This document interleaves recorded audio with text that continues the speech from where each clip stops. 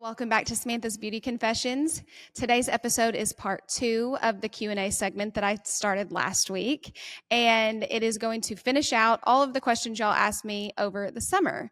So I am not going to do a long intro here. We're just going to get right into it.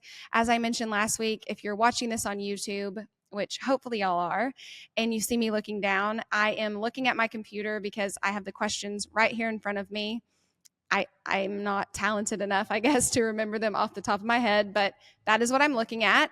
So let's start with question number 1, which is, what are your biggest tips for growing on Instagram? Now, I know that growing on Instagram today is a lot harder than it was, several years ago when I started my page. And this question is one that I get asked all the time.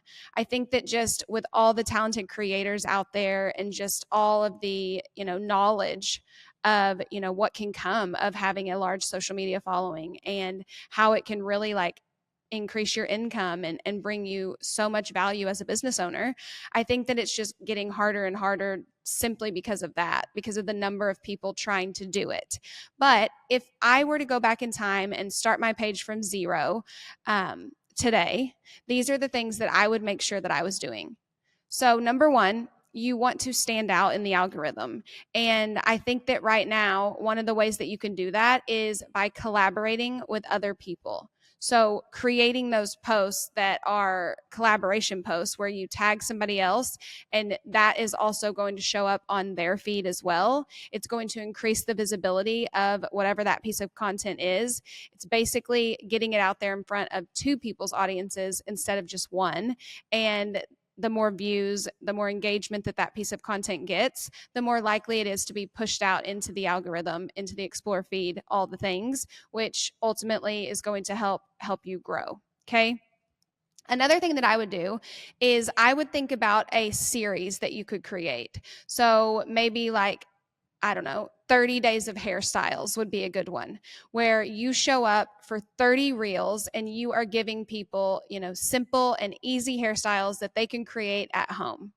That is just one idea. Obviously, you want to make sure that whatever this series is relating to, your specialty and your niche and your content pillars that you share. But I think that having people come back for, day 1 all the way through day 30, that's going to increase your views and your engagement, and again, push you out there into the algorithm and increase your chances of winding up on the Explore feed. The next thing that I would suggest doing is paying attention to your analytics. Now, this is something that I want to have a little disclaimer on, because I know that sometimes analytics can get you can become obsessed with them and you can really beat yourself up if something didn't perform well. And that is not what I want y'all to do at all. I more so want you to pay attention to the videos that did well, how long those videos were. Did you use text? Was it a voiceover? Did you use trending audio? Was it upbeat music or slower music? Was it instrumental or did it have words? Really, really, really breaking it down and getting granular on what that piece of content was, and trying to create more pieces of content similar to this, because chances are, if your audience liked that video and if there's a pattern of the videos that your audience is drawn to, if you give them more of those videos, they're going to save them and share them and, repost them. They could even remix them on their page, whatever. And again, the algorithm loves this. We want to just be creating the most engaging content that we possibly can, and we aren't going to know what that looks like if we aren't paying attention to our analytics. I know that, there's a bunch of tips and tricks out there of people telling you if you do this, this, and this, you'll grow. But I think it all boils down to just consistency, the quality of content that you're posting, and just the power of knowledge about what does well on your page. Question number 2, do you recommend using geotags? And I kind of have a 2-part answer here. Number 1, I think of geotags as hashtags, kind of similarly at least. So geotags are going to help new eyeballs get on your content, which is what we ultimately want, right? And when I started building my page years ago, I would put geotags on every other post, I think is what I did. And that way, I could I could rely solely on hashtags sometimes and then geotags sometimes and really find that balance of what worked for me. Now, I'm someone who lives in a small town, and so I didn't necessarily use geotags to build my clientele per se. I more so use geotags to get my content in front of people in other places of the world. But I do think if you live in a bigger city that has popular like hangout areas, that geotags could be really beneficial even to build your clientele. You just want to make sure that you are thinking about like where that person would be hanging out and tagging that area. Okay. Like if your client's not going to be hanging out at the mall, you probably don't want to be tagging the mall because that's attracting the wrong audience. So just getting specific and intentional with the geotags that you're using, but I definitely do think that they are beneficial no matter what your goal is. And part two of this question is I've actually been seeing that the algorithm is favoring content that is utilizing geotags. And so I'm about to take it back to my roots myself and start utilizing them on my page too and just seeing if that helps me, because right now my page is currently in like a state of just a standstill and it's not growing a ton. So maybe that's the secret that I need to do in order to like have it take off again. I'll keep y'all posted on that. Stay tuned. But I don't think there's anything at all wrong with using geotags. I don't think it can hurt you at all. I actually think it can help. One other thing I want to mention here, though, is I'm from a small town. So I don't have a bunch of like trendy hangout spots that my potential audience would be at. So, what I would do if you are someone listening from a smaller area is think about a larger city that is closest to you and research what the trending spots are there and tag that area instead of ones in your hometown. Because for me personally, like 85% of my clients, I would say, drive from the Oklahoma City area to come and get their hair done by me. I don't do a ton of clients from where my salon is at. And maybe that does have something to do with the fact that I was geotagging like a crazy person all those years ago when I started posting on Instagram. Question number 3. What do you think is the best way to utilize pinned posts on your feed? So, this is a great question, and this is something that I need to take note of as well. In a perfect world, your pinned posts are, for anyone who doesn't know, first of all, your pinned posts are, I think you can pin 3 at a time, but they are going to live at the top of your feed always. So if someone lands on your page, they are the first 3 pieces of content that that person is going to see. You can have pinned posts on your feed as well as on your Reels tab. So there's like 2 opportunities here for you to get visibility on specific posts. Number 1, I would recommend having a pinned post that is about you. Maybe how you started in the industry or what your specialty is or, what sets you apart from all the other stylists out there.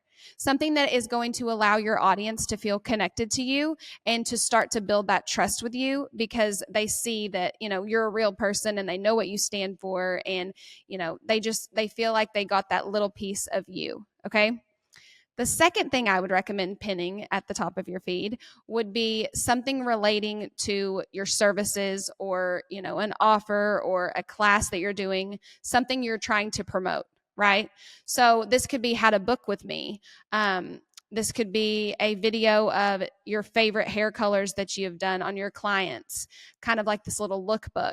This could be a post about how often to come and see you in the salon based off of what service they're getting. Just again, something that's going to continue to build that trust with the person looking at it and make them want to book an appointment or buy a ticket to your classes or purchase, an ebook you have or whatever the case is. Okay. And then the third thing I would recommend is maybe like one of your top performing posts, because again, this is going to live at the top of your feed always. And so chances are people are going to click on it, whether it's an accident or on purpose. And it's just going to continue to build that already popular post and just increase the chances of it ending up on the Explore feed because it's gone, viral or whatever. You can also do these 3 things in your Reels tab, which is different than your feed tab on Instagram. For this, honestly, especially if you do on your feed, as I just said, like the personal post, the one about your services, and then like a viral video, you could honestly just take like your top 3 viral videos and pin those to the top of your Reels tab. This again is going to help with that the chance of it going viral. It's going to increase the views, and ultimately, if that's what you're working toward is growing your following, then it's going to work out in your favor. So that's just my opinion. I don't know that there's any science behind that, but that is just what I personally would do. Question number 4. Should I be putting my hashtags in the comments or in the caption? Now, I have always been somebody who puts my hashtags in the caption. I have played around a couple of times with doing it in the comment section just to see if I saw any difference. And I always feel like my posts perform better when the hashtags are in the caption itself. Okay. So I just space down a couple of spaces and then I'll put them all right there with the caption. Okay. I think the reason that this does so much better is because whatever's in that caption is going to help with SEO. So search engine optimization, and that is what we want, okay? I think that hashtags can still help you if you're putting them in the comments. Like if you're somebody who really doesn't like what it looks like for the hashtags to live underneath your caption, do what feels best to you, obviously, but it has been said and it has been proven by Instagram that your SEO is going to be so much higher and get in front of more people if you're putting these hashtags in the caption. So again, just thinking about like what your goals are. I know right now there's a lot of opinions on hashtags in general. Do we need them? How many do we need? Like, what's the point? Are they dead? Whatever. I always am going to use hashtags. I think that it's just an easy way to increase your content to increase the chances of your content being seen by new people, which is what I want and what I'm assuming most of y'all want as well. I always am going to use them. I personally use 30. I know that people say not to do that, but why not? I just don't see the point in not taking full advantage of getting your content out there in front of new people. But I, at minimum, recommend using like at least 5 to 10 hashtags that are very specific to whatever the content is that you're posting. You don't want to just use random hashtags that, you feel will help you go viral, because that's actually probably going to hurt you more than help you. You want to get really specific with the ones that you're choosing and make sure that they are relating to whatever that photo or video is that you're sharing. And, this could be like industry hashtags, such as different brands of color that you used or products. This could be location hashtags to help increase the chances of people booking an appointment with you. This could be brand hashtags or just like technique hashtags. But again, just making sure that they are aligned with your content, with your goals, and just with you as a business owner in general. And question number 5, how do you plan your content? So this is something that has changed for me a lot over the years, just based off of, what I'm working toward, where I'm at in my business, where I'm at in my personal life. Really with just time, to tell you the truth. When I first started creating content, it was a lot different than what I do today. Back when I very first started, I would scroll through Instagram and TikTok and all the things for hours and hours, just like looking for inspiration. Then I would get out a pen and paper. I would write down all the videos that I saw, and I would write down little ways that I could make these videos like more custom to me. Little things I could add onto them, or how I could put my spin on what I'd seen. And I just had this running list of examples and just ideas to go off of. And I would spend a large majority of my day filming all of these videos, because back then the only thing that I was working toward was growing my following. So I had all the time in the world. Whereas now that my page has grown and now that I've added more things to my plate, it's not manageable for me to spend, number one, to spend all that time scrolling. And number 2, I don't spend near as much time creating content now because I have so much content batched from the years prior. Okay. So it's going to look a little different for you, I'm assuming, in the beginning than it would, 5 or 6 years in where I'm at now. But what I do now is as I'm scrolling, if I have an idea come to my head or if I see something I like, I'll still save it. And then later on, when I'm ready to record, I can kind of like refresh my memory and look back through that if I want to. But for the most part now, I know the video I'm wanting to create, and I know the messaging that I'm wanting to get out there. And so it kind of just, I know this isn't a very helpful answer, but it kind of just comes natural to me at this point. Just like with anything else though, like practice makes perfect, and I don't have to spend so much time and energy in the creative mode because I'm used to it now. It's like second nature to me. And it will be second nature to you too, I promise, if you just keep going. The beginning is the hardest, but like a year or two down the road, you're going to be like, wow, this is so simple now. Like, I am so glad I kept it up, and it's not going to be near as time consuming. I promise. Like, I remember literally thinking at one point, this is not sustainable. Like, I cannot do this for the rest of my life. Like, my brain hurts. But just push through that to the best that you can, and eventually you'll be in the same position I'm in where you're like, okay, Samantha wasn't crazy.